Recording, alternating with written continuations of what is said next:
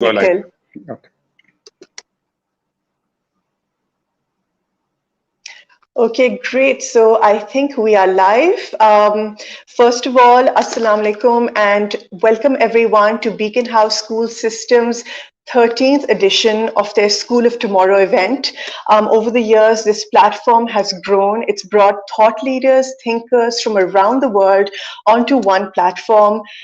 And today, this session, it just gives me so much pleasure to speak to all of you. I think we're going to have a very exciting session on the topic at hand, which is deepfakes. Seeing is no longer believing. Just a quick note for those of you tuning in locally and internationally, we will be taking in your questions every now and then. So you can plug your questions, your comments into the chat box, and you can ask questions directly to any of our panelists, and we will take them and get them answered for you. A little bit about me. My name is Sonya Rehman. I'm an independent journalist and an entrepreneur. I'll be your moderator this evening. Our session is for 1 hour. So let's start. I'll start off with introducing Mr. Yasir Khan.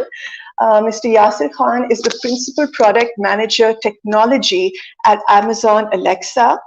Then we have Mr. Ajit Punj, a principal software engineer at an AI startup based out of California. He holds a master's degree in electrical engineering from Stanford University. Then we have Ms. Ayesha Nasir. She's a graduate from Columbia School of Journalism. Ayesha has worked for a number of local and international media houses. She's also the founder and currently runs this fantastic platform on parenthood and motherhood. It's called Scary Ammi, and she's really carved quite a niche for herself in Pakistan over the past year or so. So thank you so much for being with us. Then we have Mr. Badar Khusnood. He's the co-founder of fishery.com. It's an e-commerce platform which empowers hundreds of retail brands and artisans and entrepreneurs in Pakistan. He's consulted for Google, Facebook, Twitter in the country for over a decade. Then we have Mr. Nikhil Chandok. He's the Senior Director, AR, Platform and Products at Facebook. Thank you, everyone, for being with us. And I really hope to have an exciting session with all of you. Okay, so just one thing before we kick off for this session on deepfakes, seeing is no longer believing. I'd just like to request that since this topic is pretty vast, could we, approach it from a very layman's perspective, because this is a relatively new technology, which is fast evolving. And I'd really like those of us tuning in, your audience particularly, to really understand this technology, the pros and the cons, because there's so much material out there and it's pretty interesting and, if I may add, a bit frightening at the same time. So I suppose my first question is, so far the cons of deepfakes, deepfake technology is alarming in the sense that it can be used to be weaponized against women, pretty much vis-a-vis pornographic material. I was, reading up on deepfakes. In 2019, they did a study, and I think over 90% of material online was pornographic material where female celebrities and females had been superimposed onto porn stars, etc. Then, there's the issue of hoaxes and frauds, yellow journalism, misleading the public. So my question is, where do we stand in the world today vis-a-vis this technology? I'd like to start with Mr. Nikhil first, please. I think there are two sides to every piece of technology, right? So there is the sort of the main use case, and then there is the sort of all the ways in which it can be abused. I'd say two things. One is obviously the curve of the adoption of the curve at which the technology changes is really steep. So new things, new ways to create fakes are always coming out. And they typically start off being a way for creative expression. We had this feature in like the Instagram camera we shipped, which was some way, if I could take a video of you, I don't know if we shipped it, but we definitely played with it. And we could make you dance like Michael Jackson. And it's a fake, but you could be doing the moonwalk like Michael Jackson. You could be doing the whole Thriller video. And then you could put your friends in the video. And if you've seen the Thriller video, you will understand like what I'm saying and why it's so interesting. So why is that a good use case? Well, as humans, we are constantly looking for new ways to express ourselves. We want to be creative. We want to do interesting new methods of creative expression. So that's the main use case. And then, yes, there are a lot of dark use cases, like a lot of use cases that you can say are not good and not lawful. So I don't see it as like stopping anytime soon. I think like it will get, the fakes will get more realistic. You're just seeing visual fakes. Voice will show up in a way. I mean, it has shown up. I'm sure you guys have seen it. So if I want to speak like somebody else, it'll be very easy to construct somebody's voice with saying some things. And I think like this is going to be a real problem in politics moving forward. So I'd say like that's the nature of the technology. It's changing. We can't stop it. It's just machines. They get smarter every year. The question is, how do we create a society that knows how to navigate this? So the same way I think we have now learned to navigate the internet or print for that matter, where you can make fakes on print. People just don't believe everything they read, right? So, but with fakes, that's not true. So I think the question is, how do we get there as a society? How do we learn to navigate this new piece of technology? But I think trying to contain it, trying to stop it, is just not going to work. So I'll stop there. Absolutely. Thank you so much for that, Nikhil. Ayesha, given your background as a journalist, working for some really big media houses and now running this fantastic platform, Scary Yummy, could you tell me, where do you think we stand vis-a-vis deepfakes, vis-a-vis this technology? How can it impact the media industry as a whole? So thank you, Sonya, for the question. I think what's really scary about deepfakes is how it's being adopted by like large companies. So like the mobile app giant Momo's created an application called Zao, through which like any user can basically superimpose their face on television. In Japan, there's a company called Data Grid that's creating technology that allows full body deepfakes. And then so basically, just carrying on from what Nikhil was saying, that deepfakes are becoming, with big companies stepping up and like major app giants taking this technology on board, it's becoming so mainstream that there's really no way around it. But I feel this is part of the evolution of any media. So when journalism was evolving, there was a time when journalism was really another name for propaganda. Like that's kind of how it began back in the United States. So it wasn't really like journalism in the form of objective journalism and unbiased. And these words weren't really how journalism began. These came after these came much later when the First Amendment came. But much earlier on, journalism was basically just propaganda. Like anybody would put out a piece of document or something just mentioning their point of view, which could be biased and which could be just based on marketing a product. And then given the need from the people to hear both points of views, to hear objective journalism, that is when the idea of journalism as we know it today has evolved. And then I feel journalism's gone through another evolution where now people don't really want unbiased reporting. They want to know the opinion of the person. They want people to take stances. You saw that with 9/11, with like New York Times reporters and reporters on television actually breaking down and people responding positively. So I feel it's evolved, and I feel similarly the idea of authenticity on the internet is going to evolve. So right now, the deep fakes is still something that not the average person understands, but this idea is picking up again and again. So under COVID-19, you saw a lot of like, don't Google it. Everything you're Googling about the vaccine isn't true. Wait to hear from experts. So I feel that gradually, as the idea of deepfakes becomes more clear, to people, and people start understanding that, video swapping and photo swapping and voice swapping is taking place, and you can't even believe a video that looks like you and sounds like you and says, I don't, like, some things with deepfakes are very scary. So there was this research done in the US where deepfake technology actually led to some engineers inserting cancer on x-rays in a hospital. So that's really scary if you're manipulating sacred results, like medical results. But on the other hand, I feel it's going to lead to a greater degree of speculation on the basis of people and a greater need for verified information to come out. So under COVID, and especially even now, I've seen that a lot. There's lots of rumors about AstraZeneca, but on Scary on Me, because one of our motives is, connecting mothers to authentic sources of information, there's a lot of demand from mothers saying, can you get doctors to come on and talk about AstraZeneca?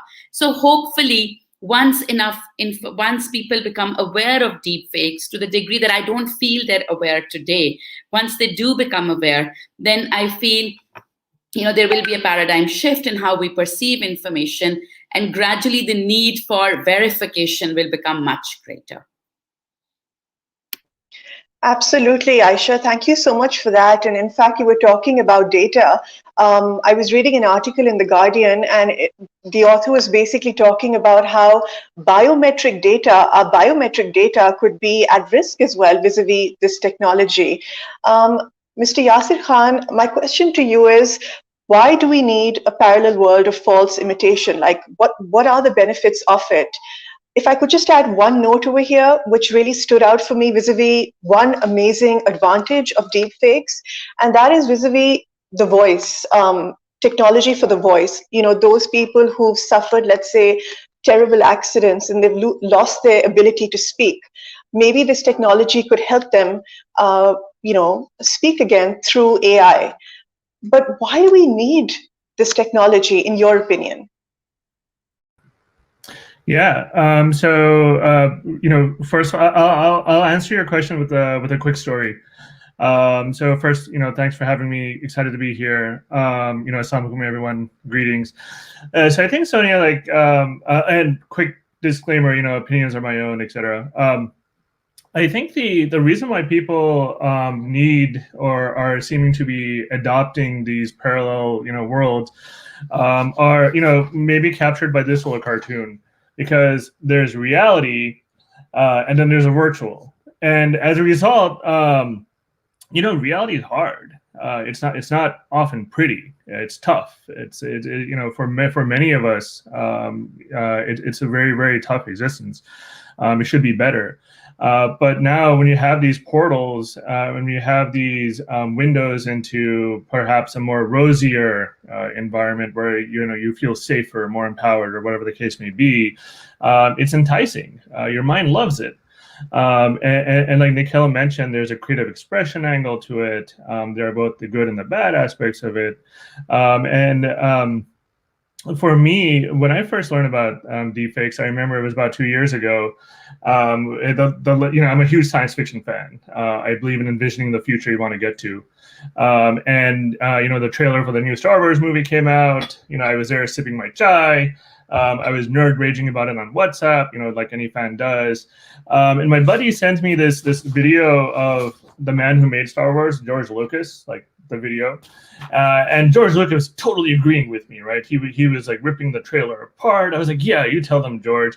And then he started ripping his own movies apart. And I was like, wow, I guess he had a change of heart. And the more he did that, the funnier I thought. But I was like, being a geek that I am, I was like, wait, I don't think he would ever actually say that. And it wasn't until my buddy told me that this thing was a deep fake, that, this is a fake George, and this is real George, right? Fake George, real George. And he had to look really, really closely and maybe some lip movement or something. And I was like, whoa. Why is it called a deep fake? I thought it was a real guy speaking, right? So I think, with this parallel dimension, everything that Ayesha just mentioned about the need to trust, the need to have a next layer of authenticity, the need to grow with this, grow with the technology and have it adapt to what we needed to do as opposed to us reacting to the technology, becomes critical. And I think that, if there's any one message, that we can get from today, is like, I'm really glad that forums like SOT exist, because back to science fiction, like I think the broader story, whether it's deepfakes, is like the idea of synthetic people, or the idea of imagining a reality has existed for some time. It's just now that the mainstream is waking up to it. And so what I would encourage like the audience to do, for example, is start thinking about the future, imagining the future that you actually want to get to, and that all these things, whether it's deep fake or synthetics or all these other technologies coming up, will have a much stronger opinion about how we should react to it or how we should guide it. And my hope is, and it's sometimes you might feel like a lonely optimist, but my hope is that by doing so, we can guide it to a better tomorrow by working all together. Absolutely, Yasir. Thank you so much for that. And yeah, I think that is super optimistic, a viewpoint to look at this technology. Mr. Badar Khusnood, what do you think? Do you feel this technology has a lot of promise, or do you think it can be used for more insidious, used in more insidious ways in the world? Thank you so much, Sonya. I think absolutely, as you mentioned, I think something we need to realize right now, since you highlighted the fact that we should speak from a layman's perspective, generally speaking.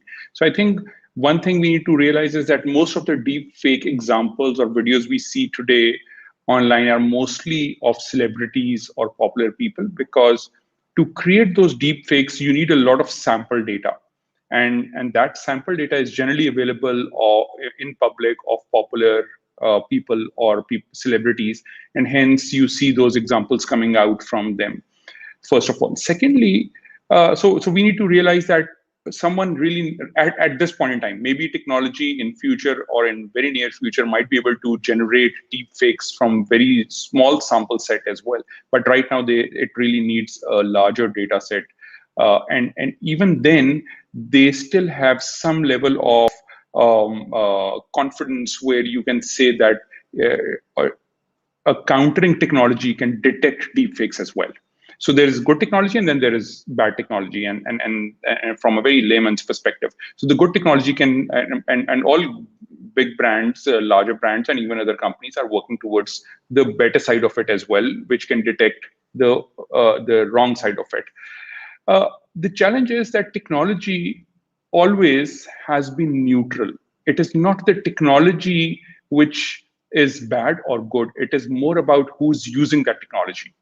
It is the driver of that technology who determines whether I'm using this car as a suicide bombing car or as an ambulance. It's more like a knife. You can use it in your kitchen for day-to-day tasks, or you can actually use it to kill someone. So technology is absolutely very neutral. And I think we need to realize the fact that there are people behind it, or organizations or institutions, or even countries or groups of countries who may be using it for other purposes as they deem fit for themselves. So there are people behind it who have other interests, and hence and now the technology can facilitate. So deep fakes technically have existed in a very raw form for probably decades, since there was cinema or there were other basic video formats. But now they have all evolved into more realistic deep fakes, which are not easily identifiable by a layman with a human eye. So you need tools, you need support, you need to understand a bit of technology to really understand and differentiate between the real news and the fake news, or the reals and the fakes. So I think it is more about educating our people, making sure that we understand who's using that technology and why. Technology itself, yet right now, is not really doing it.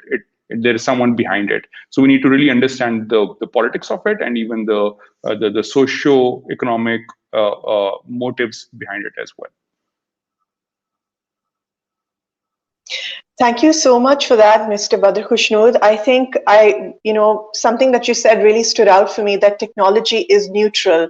And it's basically those using it that can either go rogue or use it for good. Mr. Ajit Punj, could you tell me what your opinion is on this technology? Again, coming back to the first question, why do we need it? Yeah, sure. So, try and take a viewpoint that maybe hasn't been discussed as much so far, but I definitely, well, first of all, I wish I had some visual tools like Yasir did. That was amazing. But I think I share very similar viewpoints as Badar. Like he was saying, it a lot of it depends on regulation as well, right? So, or not even regulation, but I would say countering or identifying deepfakes. So it is such a new technology. I don't think it's, it definitely has been around, like Photoshop has been around for a while, but the barrier to entry there was maybe owning Photoshop or knowing how to use it. There's, it's a very complicated tool. Nowadays, you can probably drag and drop a picture onto a website and, spit out something that would take maybe hours to do in Photoshop 10 years ago. So, the technology is definitely becoming more and more accessible. And I will say that, in the same way that, countering, I guess the term is fake news or like false information, right? During a certain presidential election, on different social media platforms, you could see labeling that, this information has not been verified or fact checking has proven this to be not true. Similar things will need to happen with deepfake videos and deepfake pictures and such. Straying from that for a second, what is the benefit of deepfakes? Yeah, I mean, technology, I also believe, is inherently neutral, right? Anyone can take it and weaponize it, but the intention of creating it is for good, right? So how can, different use cases could be like, Sonya, you mentioned, taking someone who lost their voice maybe and being able to extrapolate that and give someone those tools.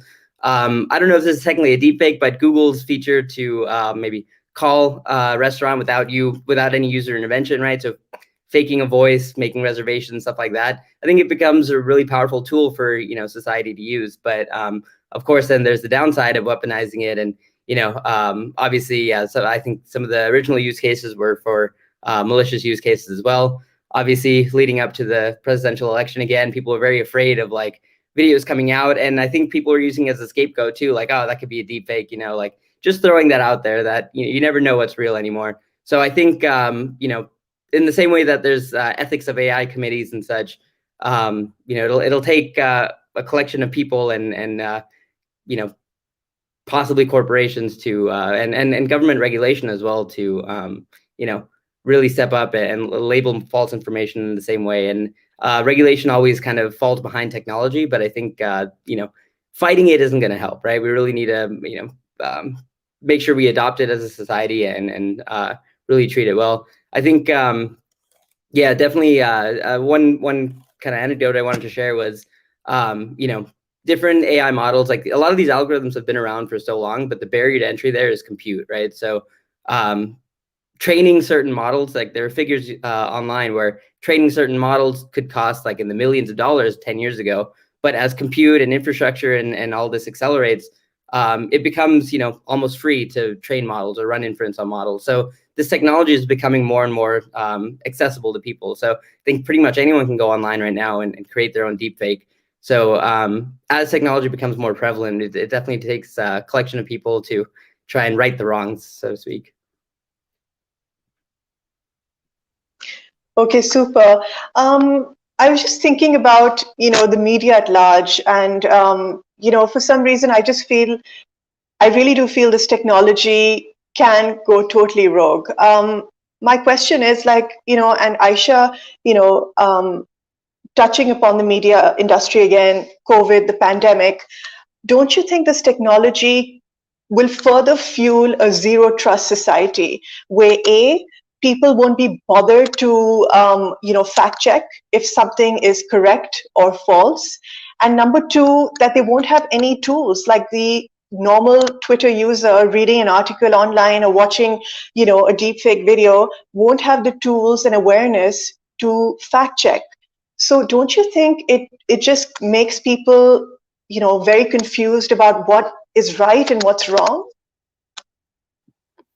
So I completely agree. I mean, I think the the deepfake technology can go rogue. There have been many examples of it going rogue and even tricking like CEOs into transferring monies into accounts just because through deepfake, the audio voice was completely imitated. And then there have been deepfakes of Barack Obama made, Donald Trump made, which obviously led to like outrages amongst their own support camps. So that's absolutely true. But on the other hand, I feel that, it will also hopefully fuel not positive, but it will make us a more thinking, asking, questioning public, which I feel we're not. So in Pakistan and in the US, like I worked over there, and the public is just as gullible, and there's huge amounts of people who will believe anything they say, which then leads to a lot of misunderstandings and a lot of problems that are, that they lead to a lot of biases, etc. So I feel that now people will start questioning the source. So while the deep fake video can be a complete deep fake, an authentic source or a journalist of good standing would never put it out without knowing the source. So in journalism, everything's traced back to the source. It's not just like nobody looks at a photo or a video or an audio or a piece of information without knowing the source and where it comes from. And, sources are really everything. Like, as we've seen with so many of the big cases in the United States that are in terms of journalism exposés, it's all about the sources. So I feel that hopefully people will start asking these questions more. Okay, who said this? Who put this out there? And that's really what we want and what we need, a questioning public, a public that's willing to ask the tough questions, analyze information. Like, we don't really want a public that's going to take information that's coming in and just kind of accept it and make their own opinions and biases. And you saw that with the Israel-Palestine crisis, about how, depending on who was reporting, the stories were so different that you saw a lot of people coming out and saying, well, if you're listening to this story, look at who is saying it. If you're looking at these numbers, look at who is saying that. And I think that's really important for the public at large to do, because when they don't do that, when we don't have like a listening, thinking, analyzing public, then that is where, information can be misinterpreted and can lead to long-standing differences. Like, wherever there's a conflict in the world, Pakistan, India, or Palestine, Israel, you've seen that happen again and again, where who is saying something completely reshapes the technology, reshapes the narrative. Absolutely, Ayesha, thank you for that. So I guess it brings us to the question, how can a layman spot a deep fake video or audio? Nikhil, I'd like to pose that question to you. How can you spot a deep fake? I mean, there is no certainly not an easy question, Sonya. Not a simple one, but yeah. I don't think there is I don't have an answer, like how to spot a deep fake. I mean, I think there are obviously poorly done fakes where you can see like flaws in the fake, essentially, and you're able to determine that like this is not right. I think the one simple rule is similar to what Ayesha was saying, is basically challenge the source. And like, I think you cannot really look at a piece of video or listen to a piece of audio and say, is this fake or not? I think you have to apply judgment about like where it comes from, and that fundamentally is going to signal how much truth there is in this like piece of content. So that would be my. Now this means that like you have to then cultivate like truthful sources, and then you have to be an informed individual, like Ayesha was saying, which is not easy to do. So that's at least today. And I think like this is sort of off tangent, but I do think in the future there will be technologies where my hope is we are able to we move into a world in which a lot of the content is signed using cryptography. And if it is signed, then we know, like, who signed it at the origin of the content. And if that is true, then we can start assigning some amount of like signal or societal value to different signatures, even if they are like created by like fake personalities. And start tracking like who is creating these videos, because right now the video comes in your chat app, you don't know where it came from. It sort of moved through a bunch of networks and landed with you.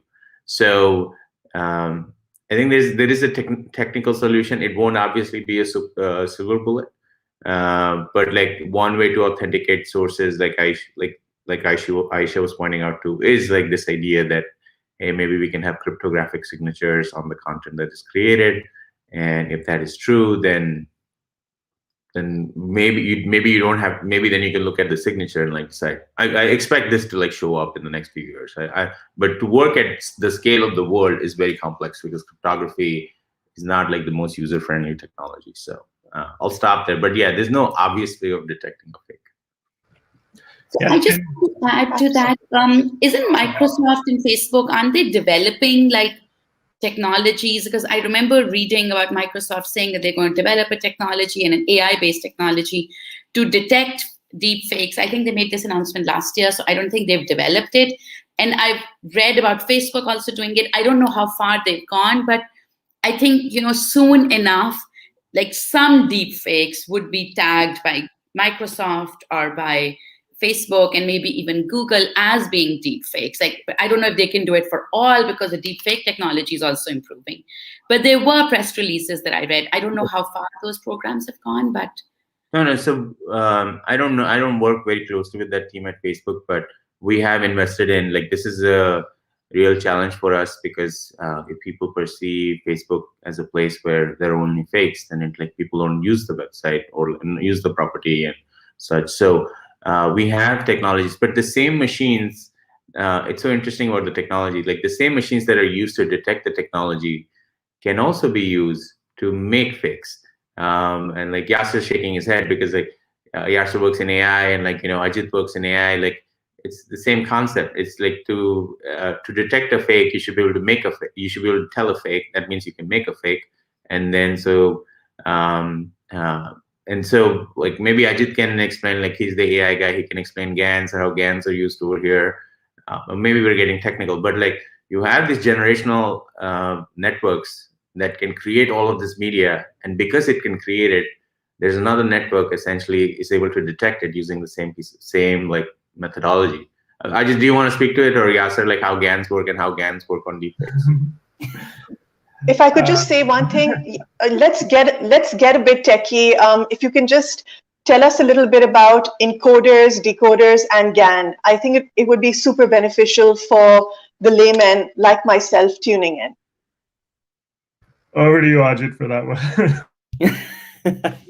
I'll do my best. Again, I'm more of an electrical engineer, but definitely been dabbling in AI. So encoder, decoder, and GANs, all familiar terms to me. GANs are general adversarial networks, right? So in a way to, I think they were developed in a way to kind of use less data. Now, I think a really important thing about AI is to understand garbage in, garbage out, right? If you have bad data or fake data, biased data, right, you're going to get wrong results or bad results. So there's really no good substitution, in my opinion, to just good labeled data, right? Strong data sets. So general adversarial networks are a way to maybe generate some input where your network can then label, get an output, right? So you're generating data and then classifying based on that. Encoders and decoders are a little bit more, I think, generally using like transformer models, so language models and stuff. It's a way to, again, do some classification and I mean, in language models, right, you can do some encoding on a word, on a dictionary set, and do some decoding to, once you have some internal hidden data labeling, you can then get some classification based on it, right? So if you have a text-based input, you can then, I guess, classify like, different things based on that with that encoder-decoder model.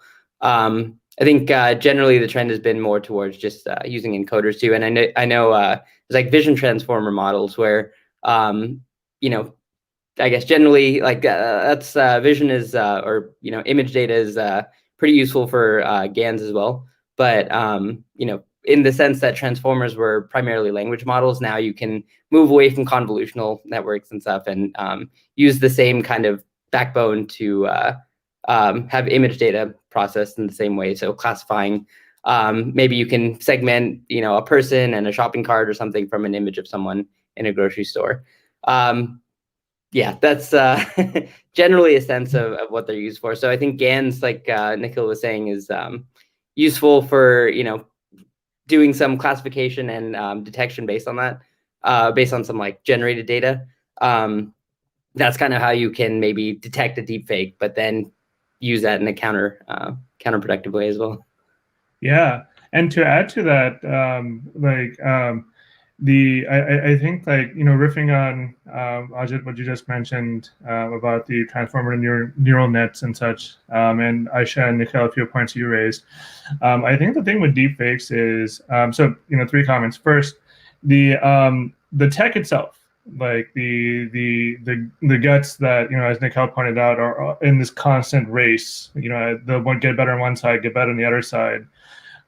Is all abstracted behind a lot of very simple, relatively simple user tools. And Ayesha, to a point that you mentioned earlier, it is those simple tools that make it easy to harness all the hard technology that Ajit's talking about into simple interfaces. So like the Tom Cruise fake, for example, what they did was they had a lookalike of Tom Cruise. He's like a professional actor who does parodies. Then they had like Ajit was mentioning, training data from actual videos of Tom Cruise. There's a lot of that online. And then they had simple tools where you could start masking this face from here, putting it over here. And then pressing a couple of buttons. Okay, it's not that simple. It actually took that guy a bit of time. There's a great video on by Vice on YouTube to go watch it. And it's that simple, unfortunately. But I think that looking for tech-only solutions in the sense of even if I was to wave my wand, my magic product wand, and to give you a stamp that says this video is fake, for example, would you still trust me? Because at the end of the day, I should I just want to totally emphasize the point that you brought up, which is you have to be the type of person who is willing to accept that maybe what you're seeing is not what you want to see. Conversely, no matter how much evidence or technology or data I gave you, you see what you want to see. And that's the entire premise with virtual reality. You can tune it out. You're only looking for what you want to look for, and nothing I can say, do, or otherwise will change your mind, unless you're willing to be changed or you have people you trust, perhaps, that can help change you. And so I think for me, again, it's about zooming out and looking at the bigger picture of how all this plays together and where we want to go with it. And parting thought on that one, Sonya, you mentioned earlier, you and Ajit were talking about some of the use cases of virtual reality and such, and potentially positive ones. So we mentioned a lot of negative ones. There's some positive ones, using deepfakes. What if you can connect as a fan to your favorite celebrity, so you can be in many places at the same time? Parody is my favorite. You saw that in the video. What if you could bring back historic figures? Would you like to talk to the founder of your country, of your town? Would you like to pass this on to more generations beyond you? Of course, all sorts of questions. Don't get me wrong. We get it. All sorts of questions rights and blah, blah, blah. You can memorialize your loved ones. Talk to your grandpa. You can do it yourself. If this was a TV show, this would be the moment that I say that I'm actually an avatar or like a deepfake, and the real Yasir is still sleeping over there. But no, it's too many bags from the eyes. A total giveaway. And I think the thing I'm most excited about, not of deepfakes, to be clear, but of the broader virtual reality and technology and science fiction, is can this be a tool for empathy? Ayesha, you were talking about two sides to different stories. Can we use these type of technologies to walk a mile in somebody else's shoes? Can we use these type of technologies to really feel like what it actually felt like on the other side of a conflict? That we have a lot more in common than we have different. And for me, that's what I want to see from all these different technologies, is something to bring us together as opposed to taking us apart. Okay, sorry, I know that totally went in a different direction, but yeah, you guys raised a lot of interesting points. I'm just geeking out over. Okay, that was fantastic. Thank you so much for that, Yasir. I'm just going to quickly check our chat box. Okay, I'm taking our first question. The capacity to generate deepfakes is proceeding much faster than the ability to detect them. What are your thoughts on that? I think someone's already answered that, but if anyone wants to take that on. Sonia, I'd like to add a few thoughts from a very, and sorry for very being candid thoughts here. So, we need to even, as I said, we need to kind of eat the elephant bit by bit and break it up and see how it works. So remember, most of the technological advancements are initially funded by majority of the departments of defenses in either of the geographies. So remember, tech is coming from one perspective when it's initiated, generally speaking. And then it really transforms into the use. I mean, even internet itself started from Department of Defense, and then it actually transformed into entertainment, and then an average user's or a layman's kind of a handheld tool. So I think, first of all, just wanted to bring that perspective to it, that we need to see where the tech is coming from. And it again substantiates my previous point that totally depends on who's running it and who's behind it. Secondly, it is not about identifying a fake or a deep fake. These are geopolitical complexities from a very policy standpoint of view. For example, someone's terrorist is someone's freedom fighter. So as we all have discussed, which news do you want to read and trust is the question. And who do you want to really support? So, and both sides are using this technology in both good and a bad side. But so we need to really understand that it is more of a geopolitical scenario and different. And again, I'm not taking any sides. I'm just bringing this to the table for conversation and food for thought. And I think what we need to do is we need to understand, and I think for the next generations, what we need to do is improve our education. So, what we say in Urdu, talim or tarbiyat, I think it's not just the talim factor, the tarbiyat needs to come in more strongly now. The need of tarbiyat is far more now, when you need to actually not just teach our children with just standard topics, but to enable them to think, have critical thinking and understanding of these issues on how to differentiate between good and bad. Not saying which side, but again, good or bad is something, and they need to understand how can they do it, and that needs to be inculcated at early stages, because they are the most vulnerable, by the way. They are right now using the technology the most, and they're the most vulnerable at this stage, and we need to help them understand this. So there are two, I would say, age brackets which are the most vulnerable, either the children or the people who were digital immigrants and not natives. So, the ones who were immigrants would believe in every forwarded WhatsApp message. And I think that's where the big tech is, at least even if they can't help you detect it, they can help you with certain markers and notifications on how best to make a better decision.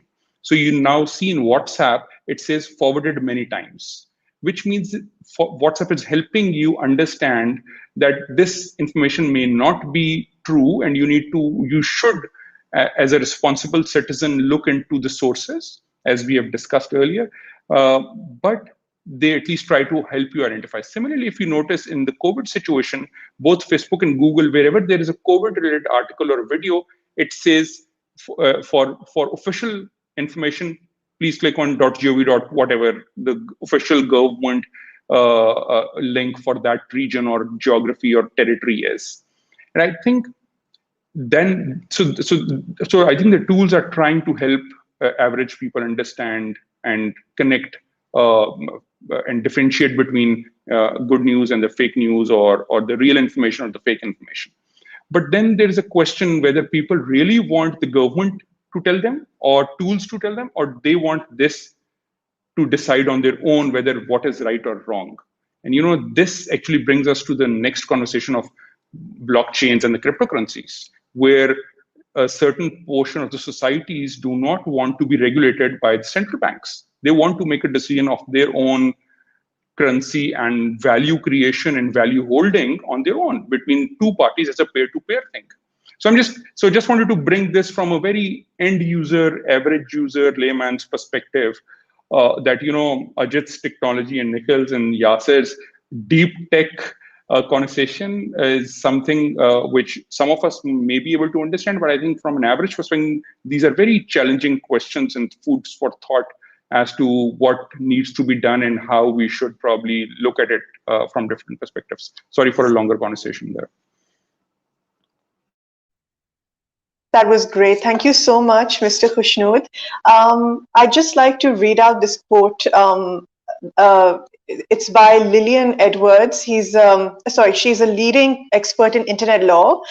The quote is as follows: "The problem may not be so much the faked reality as the fact that real reality becomes plausibly deniable."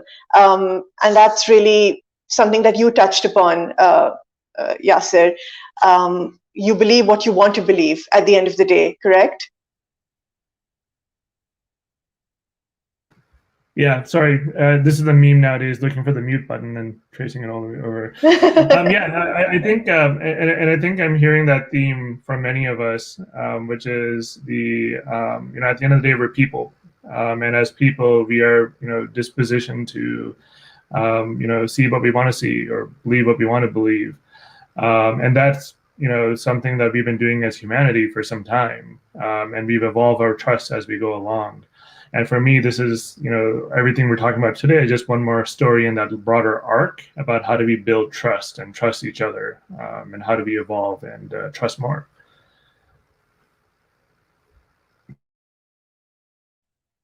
Okay, super. I'm just going to, okay, it's been 46 minutes. I bet all of you are just completely exhausted, but I'm just going to add a question or two. Right. Okay, this is a really good question. What rights do individuals have to privacy when it comes to the use of technology? How do privacy laws and data protection acts play a role? That's a really important question. Would anyone like to respond to that? I can, if others don't want to deep dive into it. From a very policy standpoint of view, again, this is absolutely important. The tools are evolving every single day. And, with every new feature coming in, there's a new requirement of privacy understanding on how to even set up your basic social media tools. And that's something which is, and people need to understand, there's a trade-off between features and privacy. So if you want your phone or one of your apps to give you directions going back home, and you want it to know your home location and also your office location, or if you want a voice-assisted kind of answering machine or a tool which can help you with your questions over voice, this means you have to allow that tool to use your mic. If you want camera to be really activated instantly whenever you want to take a photo, this means you want your device to have that camera facility instantly available.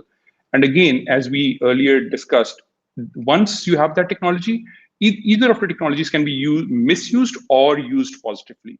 So we need to understand what we are letting go of when we are allowing and clicking quickly, I accept on a free tool. That is something when we need to read between the lines and those fine print, because what we are letting go. And most of the tools today have this feature where they say, allow this tool XYZ to collect data on anonymized data for your product or service, whatever it is, so that they can improve the product at the back end. But these things are so deeply engraved in the settings that an average person doesn't really understand those. So again, it goes back to the level of education and understanding and really understanding. So for example, if you want your Maps app to really know when you went where, and you want to really track your probably your health or your walk pattern or whatever, you need to give that app a permission. And now if you notice, all the operating systems, mobile operating systems, are giving you some level of control where they allow you to allow an app give permission only when you're using that app, so that it's not using it in the background, those permissions. So now we are going to permissions and all of those. So I think my high level point is that when you use an advanced app, and you want certain level of functionality, remember you have to let go of certain level of privacy, because it has to build patterns for you based on your data, and they need data to build those patterns and hence give you that level of functionality. So it's a little tricky question, and we need to understand what level of functionality we want and what level of privacy we want, and then it's, I think it's very personal. It varies person to person. Some people are pretty open about it, and some people are very conservative about it. Nothing is wrong or right. I think we need to learn to probably configure apps and devices as we like and tweak them so that we know how much of privacy am I letting go of versus what kind of feature set I'm getting against it, and is it worthwhile for me? Absolutely. Thank you so much. Ms. Ayesha, did you want to add a comment? I was just reading your comment in the chat box regarding fake news and hoaxes in the media. Yeah, so I'll be really quick. So to me, the emergence of deepfakes and the emergence of other technologies that can be used to boost frauds is really going to impact the media and information industry the most. So in the last a decade or maybe 12 years, you've seen a huge change from, I remember when I was at Columbia, everybody thought that they would get their news from the New York Times or the BBC or the Washington Post. And that changed literally in a decade, where citizen journalism came up and people were like, we don't need to, wait to read it in the New York Times when somebody on the internet is telling us, when a YouTuber is telling us, when, so citizen journalism really picked up. And I think the last decade was the decade of citizen journalism. But I think with what we're seeing now, and literally it led to major newspapers shutting down, printing presses closing, overall journalists being sacked. So it really led to the decline of mainstream journalism. Now, I think what we're seeing is the exact opposite. With with a deregularized economy of citizen journalism, proving that that is no longer the right way to get information, because there's no way to know that the person you're getting it from is an avatar or a real person or a dead person. There's no way of knowing. So I think we're going to go back to wanting to get information from people who are qualified, from people who are trained as journalists. And for the first time, there's talks amongst thinkers about how journalism might become a licensed profession. So right now, you don't need a license to be a journalist.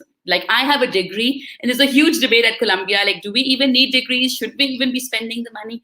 Because you actually don't need a journalism degree to apply to a any newsroom. But now, there are lots of talks about, but now we need it, because the only way to combat what we're seeing right now, and this is just the beginning, deepfakes is just the beginning. We're going to go on to see so many more fraudulent exploitations of information that it's going to be impossible to figure out what is real and what is not, unless and until we regulate the industry of information, and we basically regulate those who are giving out the information. So we know, okay, this person, this is his profession. He's not going to go out and make deepfakes because he's going to lose his license.